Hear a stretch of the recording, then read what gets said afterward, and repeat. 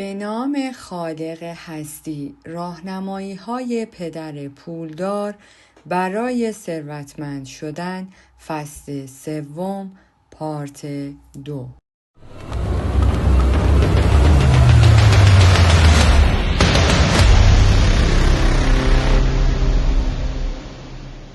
در واقع صورت مالی آن سالها همانند نگاه کردن به عکس رادیولوژی بیمار سرطانی بود و برای من فقط مثل سرطان مالی به نظر می آمد. امروزه ورودی دارایی های من در ستون دارایی ها فوق‌العاده است.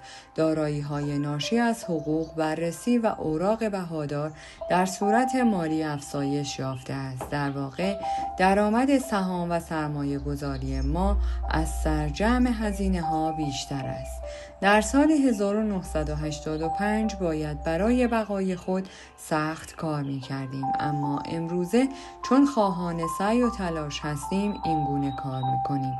بدون آموزش حال مالی پدر ثروتمند دستیابی به موقعیت مالی چندان هم راحت نبود.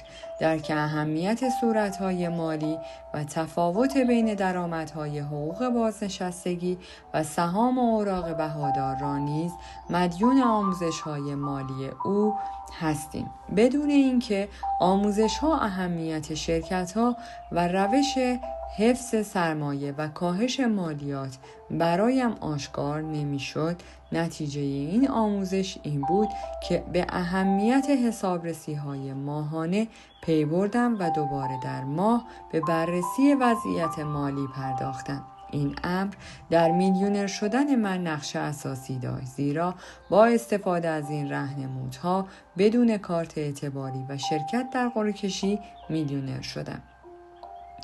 جدول درآمد. اکنون جدول درآمدی من و کیم به این شرح است: درآمد حقوق 10%، درآمد بازنشستگی از کار افتادگی 70%، درآمد سهام 20%.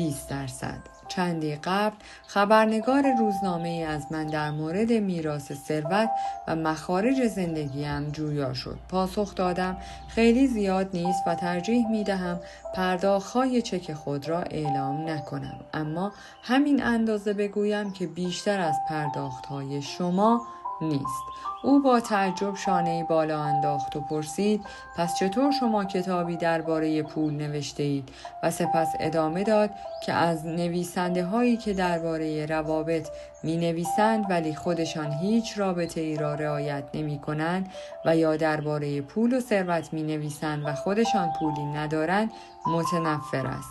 مصاحبه تمام شد و خبرنگار هم آنجا را ترک کرد. حال که شما از لحاظ آموزش مالی پیش رفته اید، به طور حتم علت پاسخ من به این خبرنگار را درک می کنید. قبل از هر چیز پرداخت چک من خیلی کم است. علت هم این است که پرداخت چک من از طریق دریافت درآمد حقوق است و این درآمد بیشترین مالیات را دارد. دلیل دیگر پایین بودن پرداخت‌های چک من پایین بودن درآمد غیر مستقیم است که حاصل ملک و املاک، درآمد سهام ناشی از سهام شرکت‌های سهامی، سرمایه گذاری روی ملک و ساختمان و درآمد سود و بهره است. همانطور که مشاهده می کنید، یکی از بزرگترین مزایای ارائه شده به وسیله آموزش مالی در واقع کنترل بسیار بالایی است که روی میزان مالیات پرداختی پیدا می کنید، چون مالیات ها بالاترین هزینه پرداختی توسط ماست. درآمد حرفه‌ای.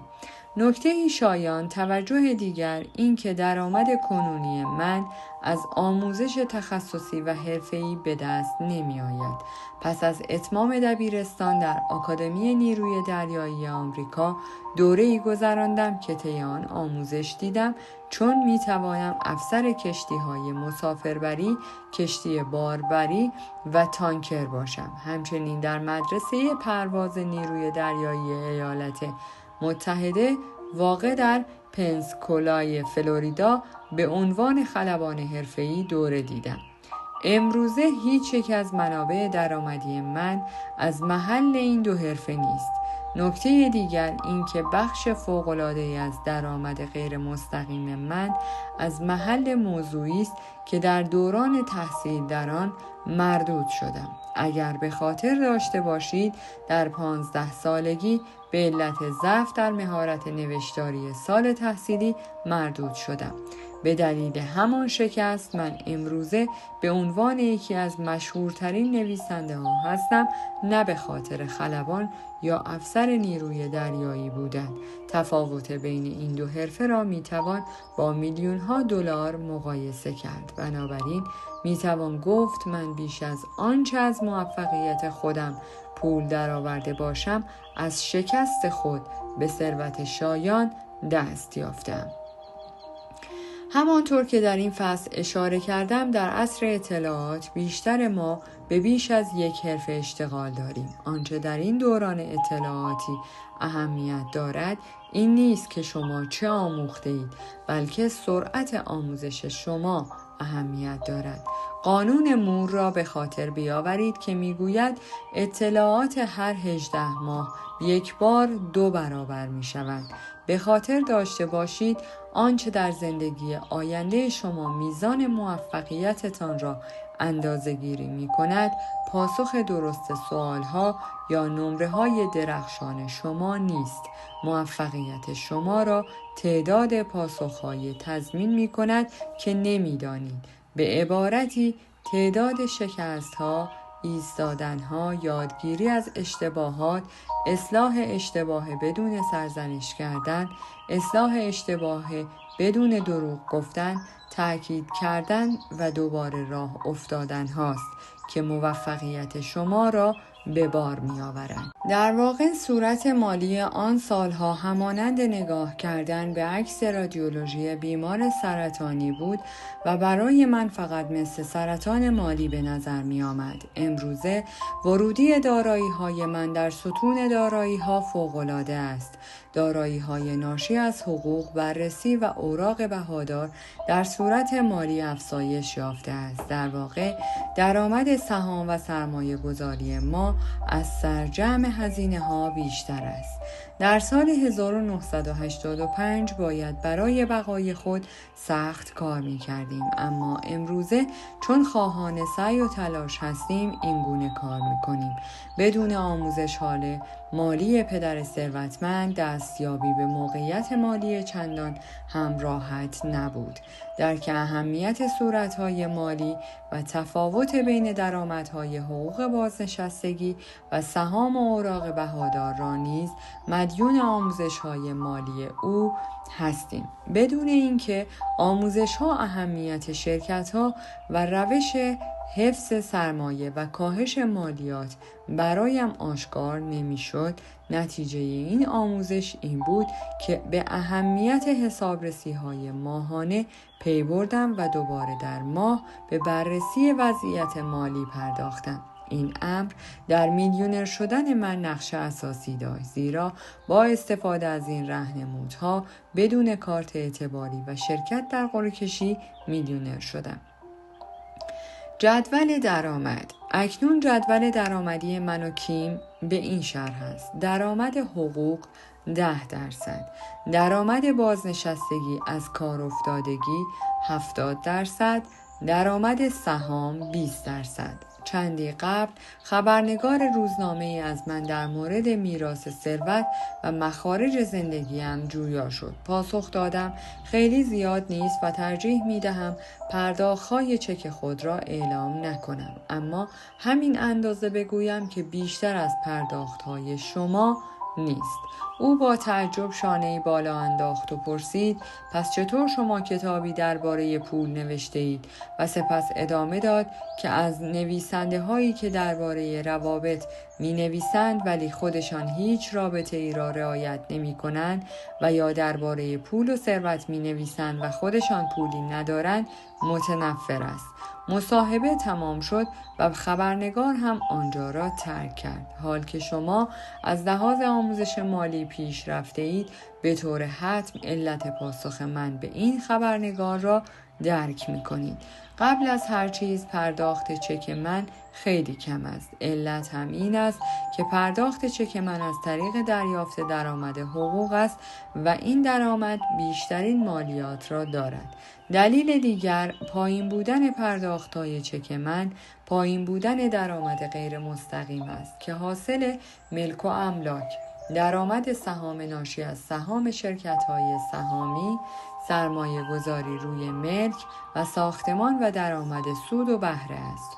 همانطور که مشاهده می کنید یکی از بزرگترین مزایای ارائه شده به وسیله آموزش مالی در واقع کنترل بسیار بالایی است که روی میزان مالیات پرداختی پیدا می کنید، چون مالیات ها بالاترین هزینه پرداختی توسط ماست. درآمد حرفه‌ای. نکته شایان توجه دیگر این که درآمد کنونی من از آموزش تخصصی و حرفه‌ای به دست نمی آید.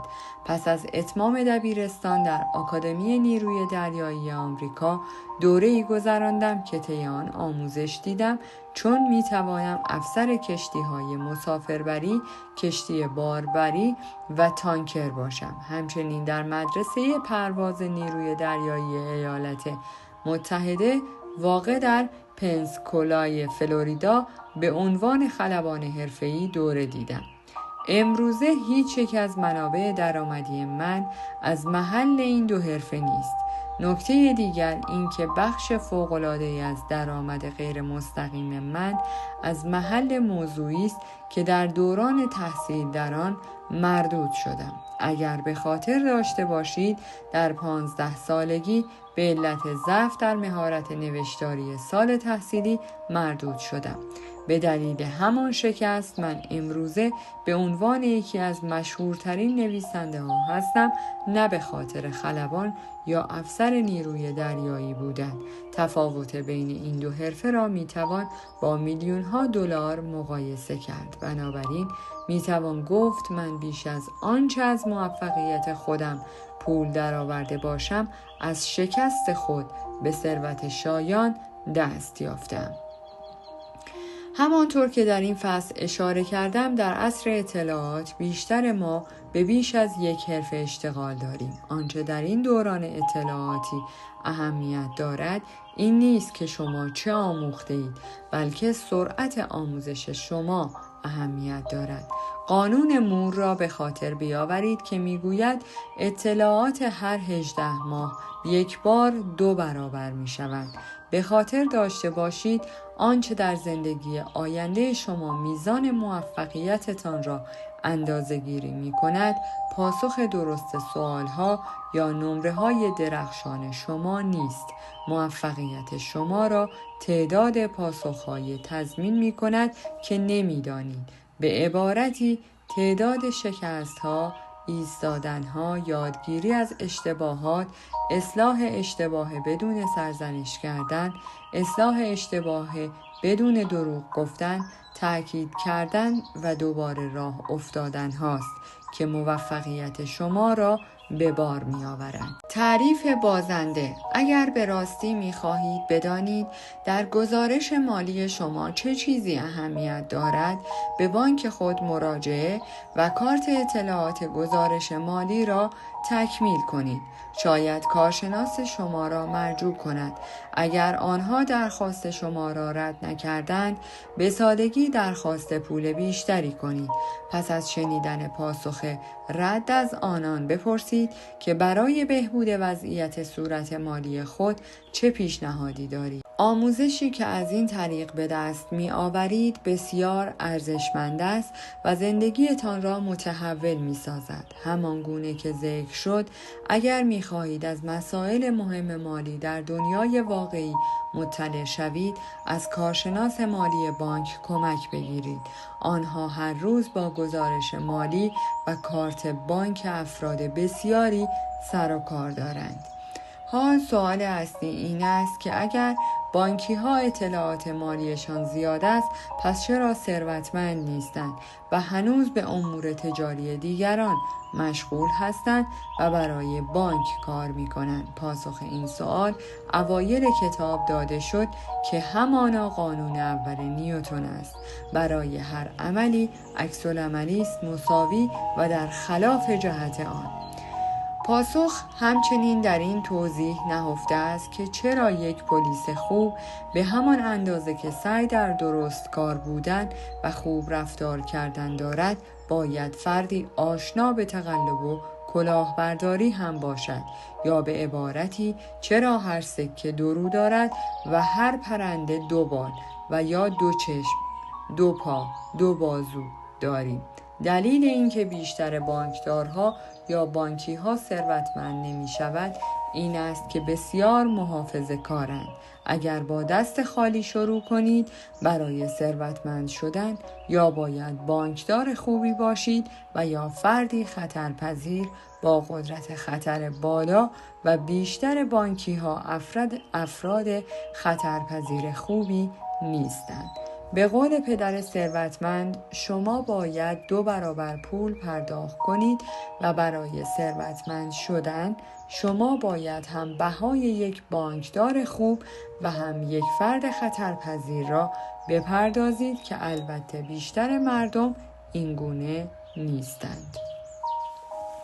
پدر ثروتمند به من و مایک گفت دلیل این که بیشتر بانکی ها ثروتمند نمی شوند این است که اهل خطر نیستند. سوال کردم آیا بیشتر افراد یکی از این 2 گروه هستند؟ پاسخ داد متاسفانه نه، بیشتر افراد بازنده مالی هستند. تکرار کردم بازنده. آیا این واژه خشنی برای به کار بردن در مورد مردم نیست؟ پدر ثروتمند پاسخ داد منظور من بازنده مالی است و قصد توهین به کسی را ندارم. قبل از اینکه مرا نامهربان بخوانید باید تعریف اصلاح بازنده را ارائه دهم. من هم با حالتی تدافعی در جواب گفتم پس تعریف خود را از یک بازنده ارائه دهید. پاسخ داد تعریف من از بازنده یعنی کسی که نمیتواند از دست دادن را تجربه کند.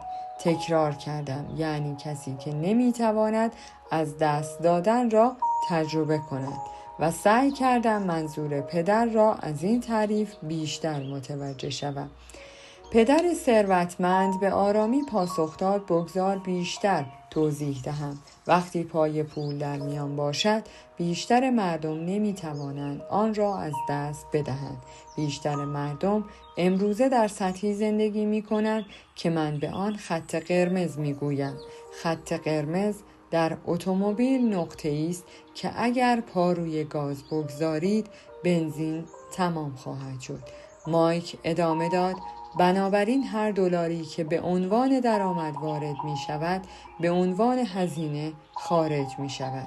پدر ثروتمند پاسخ داد درست است، آنها نمی توانند از دست بدهند چون از لحاظ مالی پیشتر دچار شکست شده‌اند.